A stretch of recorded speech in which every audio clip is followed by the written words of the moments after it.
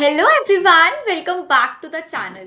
सो आज की ये वीडियो बहुत ज़्यादा इम्पॉर्टेंट है एज यूजुअल, क्योंकि हम बात ही most most most important questions की करने वाले हैं जो कि हमारे प्रिंसिपल्स ऑफ मैनेजमेंट सब्जेक्ट के हैं, हमारे कोर्स के हैं। तो देखिए, इसको इस पीडीएफ के अंदर मैंने 6 क्वेश्चन लिए हैं सिर्फ, कि जिसकी की वजह से ये वीडियो काफ़ी लेंदी ना हो और आपको चीज़ें करना काफ़ी आसान हो। ठीक है, अगर आपने ये वाली वीडियो अच्छे से कवर कर ली और आपको ये यूज़फुल लगती है और आपको लगता है कि ऐसे क्वेश्चंस और करने से आप में कॉन्फिडेंस आएगा, आपके कंसेप्ट्स और क्लियर होंगे, आपकी रिवीजन होगी, आपके एग्जाम की तैयारी होगी, तो ऐसी हम प्रॉपर 5 से 6 पीडीएफ लेकर आएंगे जिसके अंदर 6 से 7 मोस्ट इंपॉर्टेंट क्वेश्चंस होंगे जो कि प्रीवियस ईयर क्वेश्चन पेपर्स में आए हुए हैं। देखिए, 2 ऑप्शन है, या तो हम पूरे क्वेश्चंस को कंप्लीट करें जैसे कि मैंने करवाया हुआ है पीवाईक्यू 2023 का पीओएम का, या फिर हम इस तरीके से करें कि 6 से 7 इंपॉर्टेंट क्वेश्चंस जो कि मैं निकाल के लाऊंगी हमारे प्रीवियस ईयर क्वेश्चन पेपर में से, जिसकी वजह से जो रिपीटेटिव क्वेश्चन है ना, जो रिपीट हो रहे हैं, वो हमें दोबारा नहीं करने पड़ेंगे, वो एक ही जगह सारा मटेरियल कलेक्ट हो जाएगा। सो आपकी मर्जी है, आपको जोन सा तरीका बेस्ट लगे हम उसको ही फॉलो करेंगे। इसलिए मैं आज आपको सेकंड वाला वे दिखा रही हूँ। ठीक है, इसमें हमने 6 क्वेश्चन लिए हैं, आपकी मर्जी है, आप उस तरीके से करना चाहते हैं या फिर इस वे में। We are comfortable in both the conditions. Okay, so आप मेरे को जरूर बताएं इस चीज को। अभी हम शुरू करते हैं आज की इस पहली वीडियो को हमारी। So, the very first question is, what do you mean by levels of management? Briefly describe the different levels of management. Simple. ये क्वेश्चन 15 मार्क्स में भी पूछा जा सकता है, 7.5 में भी और 3 मार्क्स के अंदर भी, और PYQ है ये, तो इम्पॉर्टेंट बहुत ज़्यादा है। सबसे पहले आपको ये जो मैं नीचे आंसर्स दिखाने वाली हूँ ये प्रॉपर आंसर नहीं है, ये सिर्फ फ्रेमवर्क है, एक छोटे छोटे डिस्क्रिप्शन के साथ कि इन पॉइंट्स को आप इलैबोरेट कीजिए, फिर अपने आंसर को फ्रेम कीजिए। These are the structure, so please confuse मत होना कि हमें बस इतना ही तैयार करना है, ऐसा बिल्कुल भी नहीं है। ठीक है, तो चलिए देखते हैं लेवल्स ऑफ मैनेजमेंट। सबसे पहले आप लेवल्स ऑफ मैनेजमेंट की डेफिनेशन लिखेंगे। That management level represents the hierarchy of authority and responsibilities in an organization. Authority and responsibility को भी एक्सप्लेन करेंगे। These levels help in achieving organization goals effectively by assigning task and defining roles. आपको पता है कि हम पूरी hierarchy बना के चलते हैं, top level management, middle level management and lower level management. सबसे पहले आप बताएंगे अथॉरिटीज क्या होती है, रिस्पॉन्सिबिलिटीज क्या होती है, उनकी डेफिनेशन एक एक लाइन के लिख देंगे, आपको आती है अच्छे से। अथॉरिटी मतलब क्या, कि हमारे पास पावर है कुछ भी काम करने की, और रिस्पॉन्सिबिलिटी मीन्स व्हाट, कि हम ऑब्लाइज है कि हमें कुछ काम करना है, हम किसी के अंडर है, and we need to fulfil the task, the goal. ठीक है, वो हमारी रिस्पॉन्सिबिलिटी में आता है। तो इस तरीके से आप अपने आंसर को फ्रेम करेंगे। फिर आता है टॉप लेवल मैनेजमेंट से आप शुरू करेंगे। सबसे पहले टॉप लेवल मैनेजमेंट के अंदर क्या क्या रिस्पॉन्सिबिलिटीज आती हैं, मैंने अपनी वीडियो में काफ़ी सारी रिस्पॉन्सिबिलिटीज कवर करी हैं। यहाँ पे आप देखिए, मैंने यहाँ पे ना लिंक दिया है। ठीक है, सो जो यूनिट 1 पार्ट 3, उसके अंदर हमने सारे लेवल्स के रोल्स, उनका डिस्क्रिप्शन, वो उनकी रिस्पॉन्सिबिलिटीज, एक एक चीज़ को अच्छे से कवर करा है। सो इसको एक बार देख लो, आप इस इंपॉर्टेंट क्वेश्चन से बिल्कुल राहत मिल जाएगी, आपको कुछ नहीं करना उसके बाद आपने। ठीक है, तो इसमें मैंने 2-3 ही लिखी है, उसमें तो काफ़ी सारी हैं जो कि 15 मार्क्स में आपकी होनी चाहिए। सबसे पहले formulates goals policies and strategies, सबसे मेजर काम यही होता है टॉप वालों का। Make major decisions, represents the organization to the external entities, वो किसका काम है, टॉप लेवल मैनेजमेंट का। फिर एग्जांपल्स में CEO, managing director, board of directors, ये आप लिख सकते हैं कि पहले रिस्पॉन्सिबिलिटी उसके बाद एग्जाम्पल। फिर आता है middle level management. Middle level management का भी कवर है, फिर भी आप यहाँ पे एक बार रीड कर लीजिए। acts as a bridge between top level and lower level management, implements policies and plans of the top management, you are aware of that, supervises and coordinates departmental activities, ये डिपार्टमेंटल हेड्स होते हैं, managers होते हैं, branch managers होते हैं। मैं इन चीज़ों को आपको बहुत लंबे वे में एक्सप्लेन नहीं कर रही, इनका मतलब नहीं समझाने बैठ रही, क्योंकि ये काम मैं कर चुकी हूँ ऑलरेडी। इसलिए मैंने आपको डिस्क्रिप्शन के अंदर भी आपको लिंक मिल जाएगा और इस पीडीएफ के अंदर भी आपको लिंक मिल जाएगा कि जब आप इस पीडीएफ से गो थ्रू करें तभी भी आपको लिंक मिल जाएगा, आप उधर क्लिक कीजिए, आपको सब कुछ A to Z एकदम बेसिक से सारी एक्सप्लेनेशन मिलेगी, इसलिए यहाँ पर मैं उस काम को नहीं कर रही। ठीक है, उसके बाद आता है lower level management. Lower level management का भी आप क्या बताएंगे, रिस्पॉन्सिबिलिटीज, कि वो डे टू डे ऑपरेशन, जो ऑपरेशनल एक्टिविटीज होती है उस पर फोकस करते हैं, and they are the directly interacts with employees. क्यों? क्योंकि देखो ना, लोअर लेवल मैनेजमेंट के अंदर आते हैं सुपरवाइजर्स, तो जितने भी वर्कर्स हैं उनके सबसे ज्यादा कॉन्टैक्ट में कौन रहता है, हमारे लोअर लेवल मैनेजमेंट, जिसको हम सुपरवाइजरी लेवल भी बोलते हैं। ठीक है, so handles employees grievances and ensure a productive environment. Clear?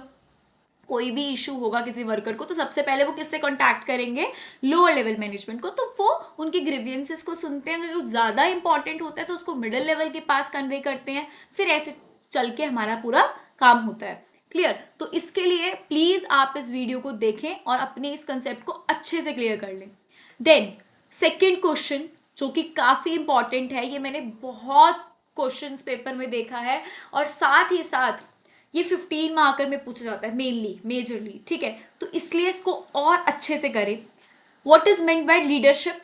Leadership is the ability to influence and guide individuals और group towards achieving common goals. ये हम टॉपिक बहुत अच्छे तरीके से कर चुके हैं, क्योंकि बार बार इसलिए कहना पड़ रहा है क्योंकि जिन स्टूडेंट्स ने शुरू से मेरे को फॉलो करा है और शुरू से पूरी सीरीज को देखा है उनको ये चीज़ें आती हैं। ठीक है, और अगर आप नए हैं तो आप प्लीज़ इसको चेक कीजिए, हमने ये टॉपिक्स हैं जिनके ऊपर सेपरेट वीडियोस बनी हुई हैं, आपको वो देखनी है। तो लीडरशिप क्या है कि उनके अंदर ये एक पावर होती है इन्फ्लुएंस करने की, गाइड करने की, हमारे वो कह सकते हैं हमारे वो सुपरवाइजर्स हैं। ठीक है, जो कि हमें हर तरीके से, not a supervisor, it is like कि वो मैनेजमेंट हेड है, हमारे सुपीरियर्स हैं जो कि हमें टाइम टू टाइम गाइड करते हैं। किस लिए गाइड करते हैं? हमारे गोल को अचीव करने के लिए, कि आप किस तरीके से अपने गोल को अचीव कर सकते हैं, और साथ ही साथ ये आपको मोटिवेट करते हैं। ठीक है, तो ये सारी चीजें आप इसमें लिख देंगे, इंस्पायर करते हैं, मोटिवेट करते हैं। So a good leader inspires, motivates and fosters a sense of unity among team members, तभी जाकर आप लास्ट में अपने गोल को अचीव कर सकेंगे। क्लियर? उसके बाद देखिए types of leadership, the most important part of the leadership. अगर आपको लीडरशिप पूछा गया है 15 मार्क्स में है तो इसके टाइप्स एक्सप्लेन करेंगे, वरना तो मेनली क्वेश्चन में दिया ही जाता है। ठीक है, तो क्या है आपको पता है? ऑटोक्रेटिक, जिसके अंदर decisions, the leader makes decisions independently without consulting subordinates. Autocratic के अंदर आपका कुछ रोल नहीं होगा किसी भी सबऑर्डिनेट का, सिर्फ और सिर्फ जो लीडर है वो इंडिपेंडेंटली डिसीजंस बनाएगा विदाउट कंसल्टिंग एनीवन। ठीक है, उसकी मर्जी, वो कुछ भी बना ले। ठीक है, करेक्टरिस्टिक क्या है कि सेंट्रलाइज अथॉरिटी, सिर्फ एक के हाथ पे पावर है, वो ही अपने आप से काम कर रहा है। क्विक डिसीजन मेकिंग, अगर किसी एक इंसान ने डिसीजन लेना तो कितनी जल्दी लिया जाएगा, और अगर मैं पूरी सभा बुलाऊं, उनके आइडियाज लूं, फिर कुछ सोचूं तो कितना टाइम लग जाएगा। तो ये से करेक्टरिस्टिक है। एग्जाम्पल में मिलिट्री कमांडर्स, मिलिट्री में ऐसा ही होता है, मेनली जो भी आपका लीडर होगा उसी की बात सुनी जाएगी, कोई वहां पे ग्रुप डिस्कशन नहीं होता क्योंकि इतना टाइम ही नहीं होता। क्लियर? ये सिर्फ छोटे छोटे पॉइंट्स है जिससे कि आपको याद आ जाए कि हम किसकी बात कर रहे हैं। ये कंप्लीट आंसर नहीं है, इसके बहुत लेंदी आप बना सकते हैं, इसके एडवांटेज, इसके डिसएडवांटेज, सारी चीजें कवर होंगी। ठीक है, उसके बाद आते हैं democratic leadership. What is democratic leadership? जहां पर लीडर अपनी टीम मेंबर्स को भी इन्वॉल्व करता है डिसीजन मेकिंग प्रोसेस के अंदर, सबकी राय लेता है, इनोवेटिव आइडियाज आते हैं, क्रिएटिविटी होती है, तो ये सारा काम तब होता है। encourages participation, fosters creativity and collaborations, example managers in creative industries, उसमें सबकी मानी जाती है, सबके आइडियाज लिए जाते हैं। क्लियर? उसके बाद देखिए लेजिस फेयर लीडरशिप। इसके अंदर क्या है, देखो कुछ कुछ लोग क्या करते हैं, सिर्फ ऑटोक्रेटिक और डेमोक्रेटिक को समझा के खत्म कर देते हैं, लेकिन ऐसा नहीं है। जो लेजिस फेयर लीडरशिप है ये भी बहुत इंपॉर्टेंट है। The leader provides minimal guidance and allows the team to make decision. सबसे बढ़िया है ये, वो अपनी गाइडेंस देगा बहुत मिनिमल, कि जहां बहुत मेजर केस है, आपको लगता है कि आपको आपके सुपीरियर की, आपके लीडर की हेल्प की जरूरत है, सिर्फ तब आएगा वो और आपको समझाएगा कि मेरे ओपिनियन से ये कर सकते हैं आप लोग, बात खत्म। उसके अलावा आपने क्या करना है, कैसे करना है, कब करना है, वो सिर्फ और सिर्फ टीम मेंबर्स के हाथ में होता है। दैट मीन्स कि यहाँ पर कितना ज़्यादा ट्रस्ट करा गया अपने टीम मेंबर्स को कि सब कुछ आप पे छोड़ दिया। अगर वो सही होगा तब आपने करा, नहीं सही हुआ तब आपने नहीं करा, तो सब कुछ उनके ऊपर छोड़ दिया। लीडर बिल्कुल फ्री है, ठीक है। उसके बाद देखो आप इनके डिफरेंस भी कर सकते हैं, ठीक है, कि डिफरेंस तरीके से, लाइक इधर ऑटोक्रेटिक देन डेमोक्रेटिक देन लेजिस्फेयर, फिर आप अच्छे से एक्सप्लेन कर सकते हैं इसके एडवांटेज डिसएडवांटेजेस। इंपॉर्टेंट क्वेश्चन है, ज़रूर करना है, और इसकी अच्छे से एक्सप्लेनेशन आपको मिल जाएगी लीडरशिप वाली वीडियो में, यूनिट 4 का पार्ट सेकंड। इसमें मैंने styles, qualities of leader, meaning, देखो क्वालिटीज ऑफ लीडर भी आता है, इसलिए मैंने ना इसको अलग से नहीं लिया, क्वेश्चन को यहीं समझा रही हूँ। क्वालिटीज ऑफ लीडर मैंने इस वीडियो में कवर करा है, ये बहुत बार आ चुका है पेपर में, तो आप इस वीडियो को रेफर करें और सारी चीज़ों को एक बार जल्दी से गो थ्रू कर जाओ, जिससे कि आपको कोई कंफ्यूजन ना हो, ठीक है। इसलिए मैंने यहाँ पे इतने अच्छे तरीके से इसको डीप में नहीं करा कवर। अब आप देखो next question, distinguish between authority and responsibilities, ठीक है। तो क्या क्या है, सबसे पहले आप डेफिनेशन बताएंगे। The formal right to give orders, make decisions and allocate resources are the part of authority. Responsibility, the obligation to complete assigned task effectively, कि जो भी काम मिला है उसको टाइम लें, जो भी आपका टाइम आपको मिला है उसके अंदर आपको कंप्लीट करना है और सही कंप्लीट करना है। अथॉरिटी मतलब आप ऑर्डर दे सकते हैं, डिसीजन बना सकते हैं, रिसोर्सेज का एलोकेशन कर सकते हैं। Nature, delegated by higher authority, accepted as a duty और कमिटमेंट, ये तो आप एक्सेप्ट ही करोगे responsibility. Direction of flow, flows downwards in an organization, authority है ना, ऊपर से नीचे जाएगा जो भी आपके ऑर्डर्स होंगे, और ये क्या है, फ्लोज अपवर्ड, क्योंकि अकाउंटेबिलिटी, आपको जवाब देगी आपके अपर, जो भी आपके सुपीरियर्स है उनको आप जवाब दोगे, इसलिए इसको अपवर्ड बोलते हैं, ठीक है, कि ऊपर जाएगा अपने, आप नीचे हो, सबऑर्डिनेट, सुपीरियर्स ऊपर है, तो उनके लिए अकाउंटेबल हो ना, तो ऐसे करके समझ जाओ। फिर आता है scope, broader, involves decision making and command, narrower, limited to the specific assign task. Accountability, not held accountable for the actions of others, दूसरों के काम के लिए बिल्कुल भी अकाउंटेबल नहीं होते, और यहाँ पर आप हमेशा अकाउंटेबल होगे अपने काम के लिए, for completing tasks. Example, a manager has the authority to assign tasks, an employee has the responsibility to complete the task. Simple. तो इसमें कुछ है नहीं ऐसा एक्सप्लेन करने वाला, और आपको इसको अच्छे से करना है तो आप इस वीडियो को रेफर कीजिए, यूनिट 2 पार्ट 1 के अंदर आपको कंप्लीट ये सब कुछ मिल जाएगा। Then next question, what is growing relevance of strategic management in India. इस टॉपिक को कवर करें हमें मुश्किल से एक हफ्ता हुआ होगा, एक हफ्ते या 10 दिन। इसको मैंने बहुत अच्छे से करा है, मैंने अपने पीपीटी के पार्ट को उठाया, ये जो मैंने यहाँ पे स्क्रीनशॉट लगाया ना, ये वहाँ से आया है। मैंने आपको याद करवाया था कि स्ट्रैटेजिक मैनेजमेंट के अंदर भी आप ये पॉइंट लिख सकते हैं, और स्ट्रैटेजिक मैनेजमेंट इन इंडिया के अंदर भी लिख सकते हैं, वही क्वेश्चन है, देखो आगे ना एग्जाम में। तो इसके अंदर क्या है, strategic management in helping Indian corporates giving their business a direction, तो गिविंग डायरेक्शन एक पॉइंट बनाया था। फिर strategic management allow situational analysis through management tools, ठीक है, तो सिचुएशन को एनालाइज करना इसके लिए। और strategic management helps look around for strategic alliances, मैंने आपको बताया था कि अलायंसेज बनाते हैं, अलायंसेज मीन्स व्हाट, गठबंधन, कि जहां आपको अपॉर्चुनिटी लगे वहां पर आप अलायंस भी बनाते हो, ये भी एक स्ट्रैटेजी का पार्ट होता है। स्ट्रैटेजिक मैनेजमेंट इनकरेजेस इनोवेशन, क्यों, आपने स्ट्रैटेजीज बनानी है तो इनोवेशन तो एक बहुत ही बड़ा पार्ट उसमें प्ले करेगा, ठीक है। तो इसका जो सबसे कहते हैं ना डीप में जाके जो हमने एक्सप्लेनेशन दी है, वो पार्ट 3 यूनिट 6 में आपको मिल जाएगा। यहाँ पे देखो, relevance of strategic management and benefits in India, benefits strategic management in India. तो ये जो टॉपिक है इसको एक बार आप यहाँ से ज़रूर करो, आपके क्वेश्चन पेपर में इस यूनिट से क्वेश्चन आना ही आना है, और वो मेनली स्ट्रैटेजीज पे ही आता है, तो एक बार इसको कर लो, कोई बुराई नहीं है, तैयारी हो जाएगी, क्लियर। तो इसको ज़रूर करना। उसके बाद देखो next question, define ethics and social responsibility of business, what are different tools of ethics. सबसे पहले आप एथिक्स को डिफाइन करोगे कि एथिक्स होते क्या हैं। Ethics refers to the principle and standard of right and wrong, right and wrong के प्रिंसिपल्स हैं, उसके स्टैंडर्ड सेट है, that guide behaviour in the business environment, कि हमें क्या करना है, कैसे करना है, तो उसको हम एथिक्स बोलते हैं, जिसमें हम सही और गलत की पहचान करते हैं। Importance, ensure fairness, honesty in business operations, build trust, with stakeholders like employees, customer and society. Fair enough.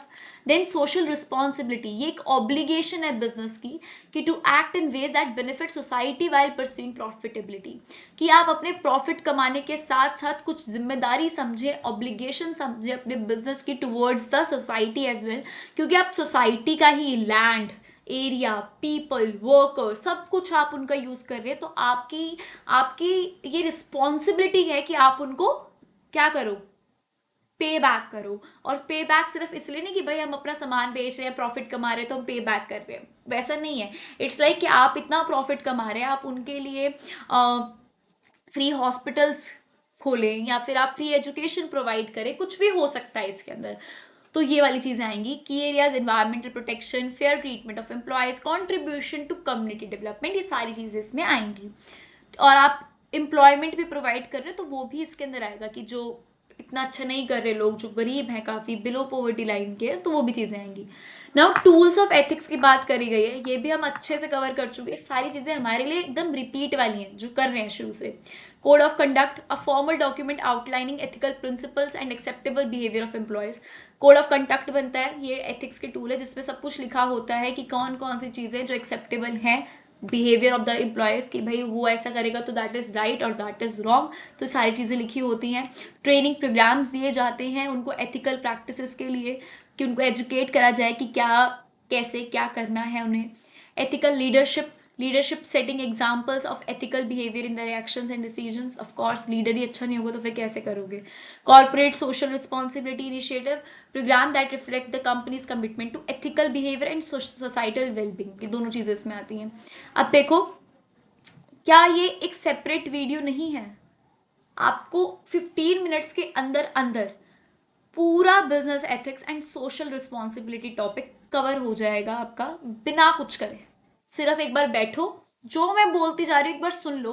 आप जब एग्जाम में लिखने बैठोगे, आई एम श्योर कि आपको वो चीज़ें याद आएंगी और अपने आप अच्छे से आप अपने आंसर को फ्रेम कर लेंगे. सो प्लीज़ इसको कीजिए, ये आपके लिए ही है. आपको एग्जाम देना है, मेरे को नहीं देना, मैंने दे दिया, ठीक है. तो इस चीज़ को अच्छे से करके जाना, ये बहुत ईजी है, एक बार पढ़ते ही आ जाती हैं, तो प्लीज़ इसको ज़रूर करके जाना, ठीक है. उसके बाद देखो, we are having 6th question, the last one. Describe various causes of resistance to change, ठीक है. 15 मार्कर के अंदर आया हुआ था ये, और ये इंपॉर्टेंट है.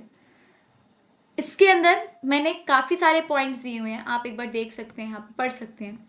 Resistance to change occurs when individual और groups oppose alterations in the existing systems, processes और culture within an organisation. देखो, चेंज का मतलब क्या है कि जब कोई इंडिविजुअल ग्रुप अपोज करे, मतलब कि वो चाहता नहीं है कि चेंज आए आपके एग्जिस्टिंग सिस्टम में. देखिए, कोई आदमी नहीं चाहेगा अपने कंफर्ट जोन से बाहर आना, और अगर वो आ रहा है, उसको लाया जा रहा है कि भाई नहीं, अब हम इस चीज़ को चेंज कर रहे हैं, जहाँ पर आप कंफर्टेबली उस पर पहले काम करते थे, हम उस सिस्टम को ही चेंज कर रहे हैं, तो डेफिनेटली सी बात है, ह्यूमन टेंडेंसी है कि वो रेजिस्ट करेगा उस चेंज को, ठीक है. So understanding the causes helps in managing resistance effectively. तो हम इन रेजिस्टेंस को कैसे, मतलब कैसे ये आते हैं, इनके कॉजेज क्या हैं, वो इसमें हमें समझने हैं. तो इंडिविजुअल लेवल रेजिस्टेंस, तो सबसे पहला क्या आता है, fear of the unknown. People are uncomfortable, कि क्या क्या हैं कॉजेज उसके रेजिस्टेंस के. तो सबसे पहला जो कॉज हमने लिया है वो इंडिविजुअल लेवल पे लिया है, कि इंडिविजुअल लेवल पे क्या रेजिस्टेंस आता है. तो fear of the unknown, people are uncomfortable with uncertainty and may resist changes that disrupt their routine. देखिए, बेसिकली जैसे मैंने आपको यहाँ पर इंडिविजुअल लेवल की चीज़ें कवर करी, अब उसके बाद हमारी आती है स्ट्रक्चरल, कि ऑर्गेनाइजेशनल लेवल पे कौन कौन से रेजिस्टेंस आते हैं. लाइक स्ट्रक्चर के अंदर, कि पहले से ये चीज़ें डिसाइडेड नहीं थी, अब आप नए चेंजेस लेकर आ रहे हो. Threats to power dynamics, limited resources हैं, कैसे नई चीज़ लेकर आओगे, तो वो भी तो हिंडर करेगा ना आपके इम्प्लीमेंटेशन ऑफ चेंज को. पुअर चेंज मैनेजमेंट, कि आपके लीडरशिप नहीं है, प्लानिंग ढंग से नहीं हो रही, ये सारी चीज़ें इसमें आएंगी. Cultural barriers. Group level resistance क्या होता है, कि आप ग्रुप्स में resist changes that disturb their shared norms, relationship और डायनामिक्स. लाइक मैंने आपको कह दिया कि आप दूसरे ग्रुप वालों के साथ काम करेंगे तब दिक्कत आती है. Peer pressure, miss aligned goals, जो आप करना चाहते हैं वो कुछ डिफरेंट आ गया है, तो ये सारी चीज़ें रेजिस्टेंस के अंदर आती है. देखो, इसमें ना कुछ एक्सप्लेन करने वाला है नहीं, ठीक है. ये सारी वही चीज़ें जो होती हैं, आपने क्या करना है, सिर्फ इसके जो पॉइंट्स हैं ना, हेडिंग्स, उसको एक बार पढ़ लो, आप अपने आप अंदर की चीज़ें बना लो, क्योंकि मतलब मेनली ना हर चीज़ आपस में कनेक्टेड है, वही चीज़ कही गई है लेकिन अलग अलग तरीके से, ठीक है। उसके बाद स्ट्रैटेजीज कि हम इसको ओवरकम कैसे कर सकते हैं, इफेक्टिव कम्युनिकेशन से, एम्प्लॉय के इन्वॉल्वमेंट से, उनको समझा के, प्लानिंग करके, लीडरशिप सपोर्ट कि आप लीडरशिप, जो आपका लीडर है वो सपोर्ट करे, मोटिवेट करे, इंस्पायर करे, उनका ट्रेनिंग एंड डेवलपमेंट की, जो भी लोग हैं आपके ऑर्गेनाइजेशन में उनको आप अच्छी ट्रेनिंग प्रोवाइड करो, तब वो जाके समझे कि भाई हाँ हम कर सकते हैं, उनका डर खत्म हो। एड्रेस कंसर्न्स, उनकी बात सुनो, उनका भी फीडबैक लो, उनके डाउट्स को देखो। तो ये सारी चीज़ें देखो, यूनिट 5 के पार्ट सेकंड में ये internal force, external force, resistance, need for change, ये सारी चीज़ें कवर है पार्ट सेकंड में भी और पार्ट थर्ड में भी। तो एक बार आप यहाँ जाके देखो, आपको चीज़ें समझ आ जाएंगी, वही है जो आज हमने इसको कवर करा है, बट यहाँ पर आपको पूरा इसका एक्सप्लेनेशन मिल जाएगा अच्छे से, ठीक है। तो इसलिए हम यहाँ पर अभी टाइम वेस्ट नहीं करते, आप इसको एक बार रेफर कर लो अगर आपको कोई भी डाउट है और नहीं समझ आ रहा, ठीक है। तो आज की इस वीडियो में तो हमने ये 6 क्वेश्चंस को अच्छे तरीके से कवर कर लिया है कि क्या इसमें लिखना है क्या नहीं। मैंने आपको इसके अंदर पूरे प्रॉपर आंसर्स दे दिए, जैसे मैंने आपको बताई, एक आंसर की एक स्ट्रक्चर है, मैंने आपको प्रिपेयर कर दिया कि आपको किस तरीके से क्वेश्चन मिलेंगे, क्या इंपॉर्टेंट है।